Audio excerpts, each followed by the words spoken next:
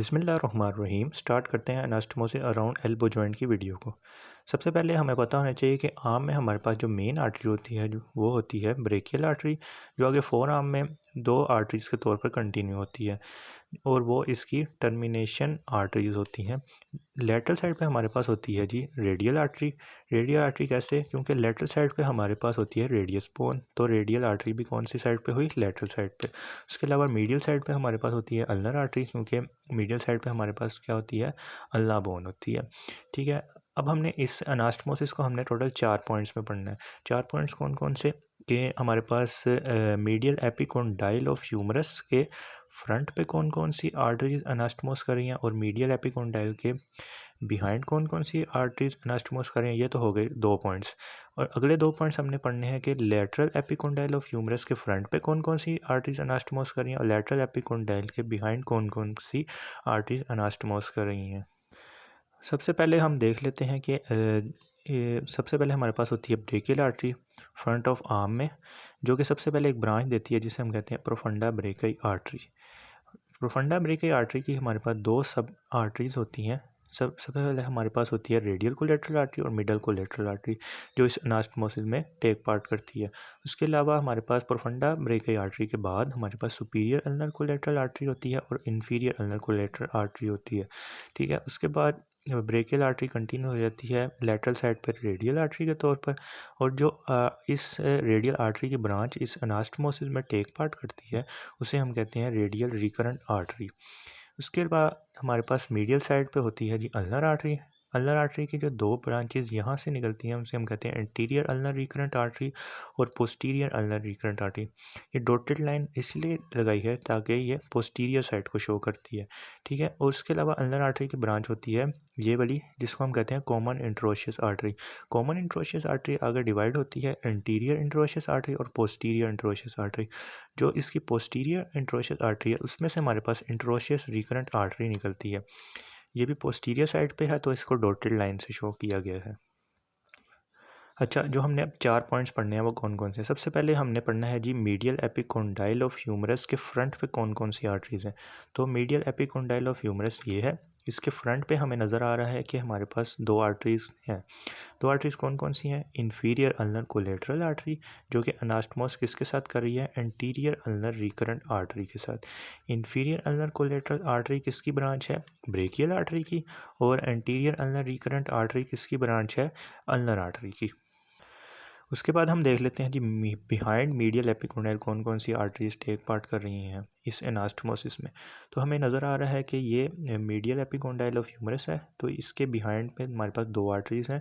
वो है जी सुपीरियर अल्नर कोलेटरल आर्टरी, जो किसकी ब्रांच है? ब्रेकियल आर्टरी की। उसके अलावा हमारे पास पोस्टीरियर अल्नर रिकरेंट आर्टरी है, जो किसकी ब्रांच है? अल्नर आर्टरी की। तो ये दो आर्टरीज हमारे पास बिहाइंड द मीडियल एपिकोंडाइल इस अनास्टोमोसिस में टेक पार्ट कर रही होती हैं। अच्छा, यहाँ तक तो हमने 2 पॉइंट्स की बात कर ली। अब हम तीसरे पॉइंट पर आते हैं, यानी लेटरल एपिकोंडाइल के फ्रंट और लेटरल एपिकोंडाइल के बिहाइंड कौन कौन सी आर्टरीज इस एनास्टोमोसिस में टेक पार्ट कर रही होती हैं। सबसे पहले हम इन फ्रंट ऑफ लेटरल एपिकोंडाइल की बात कर लेते हैं। इसमें हमारे पास प्रोफंडा ब्रेकियाई आर्टरी की दो ब्रांचेज इन्वॉल्व होती हैं। नंबर 1 रेडियल कोलेटरल आर्टरी और मिडल कोलेटरल आर्टरी। जब हम बात कर लेते हैं इन फ्रंट ऑफ लेटरल एपिकोंडाइल, तो हमारे पास जो आर्टरी आती है उसे हम कहते हैं रेडियल कोलेटरल आर्टरी, जो किसकी ब्रांच है? प्रोफंडा ब्रेकियाई आर्टरी की। और नीचे से हमारे पास रेडियल आर्टरी की ब्रांच होती है radial recurrent artery. Radial recurrent artery anastomose करती है रेडियल कोलेटरल आर्टरी के साथ in front of lateral epicondyle. उसके अलावा हम जो रेडियल कोलेटरल आर्टरी होती है उसको हम anterior descending branch of profunda brachii artery भी कहते हैं। एंटीरियर क्यों? क्योंकि ये फ्रंट पे होती है, लेटरल एपिकोंडाइल के फ्रंट पे होती है। और डिसेंडिंग क्यों? क्योंकि ये नीचे डिसेंड कर रही होती है। इसके बाद हम बात कर लेते हैं चौथे पॉइंट की। चौथा पॉइंट हमारे पास होता है जी बिहाइंड लेटरल एपिकोंडाइल।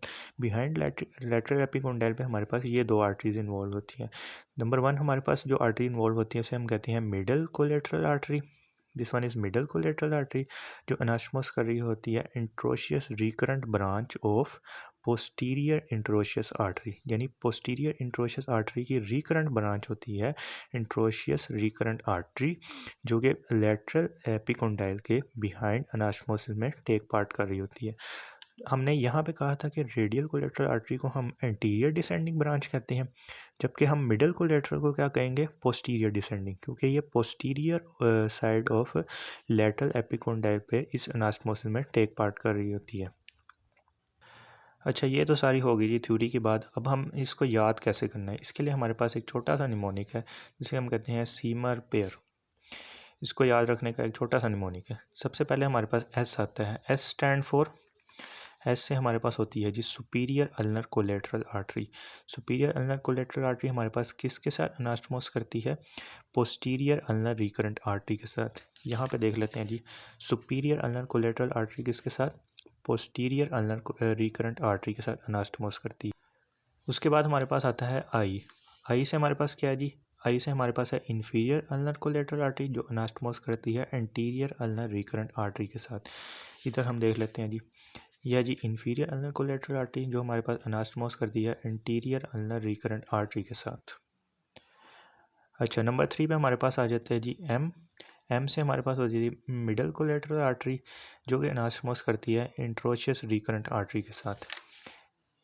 ये हो गई जी हमारे पास मिडल कोलेटरल आर्टरी, जो हमारे पास अनास्टोमोस कर रही है इंट्रोशियस रिकरेंट आर्टरी के साथ। नंबर 4 पे हमारे पास हो गया जी आर। इसमें हमारे पास कौन कौन सी आर्टरी आ गई, रेडियल कोलेटरल आर्टरी, जो कि हमारे पास अनास्टोमोसिस करेगी रेडियल रिकरेंट आर्टरी के साथ। यह जी रेडियल कोलेटरल आर्टरी, जो हमारे पास अनास्टोमोस कर रही है रेडियल रिकरेंट आर्टरी के साथ। ठीक है, ये तो हो गई जी इस अनास्टोमोसिस की बात। तो इसकी हमारे पास इम्पोर्टेंस क्या है, इस अनास्टोमोसिस की इम्पोर्टेंस ये है कि ये अनास्टोमोसिस लिंक करता है ब्रेकियल आर्टरी को अपर एंड्स ऑफ द अल्नर और रेडियल आर्टरीज के साथ। और इसकी दूसरी इम्पोर्टेंस क्या है कि जो अनास्टोमोसिस में टेक पार्ट करने वाली बोन्स और लिगामेंट्स जो होते हैं उनको भी ये अनास्टोमोसिस की आर्टरीज न्यूट्रिएंट सप्लाई करती हैं।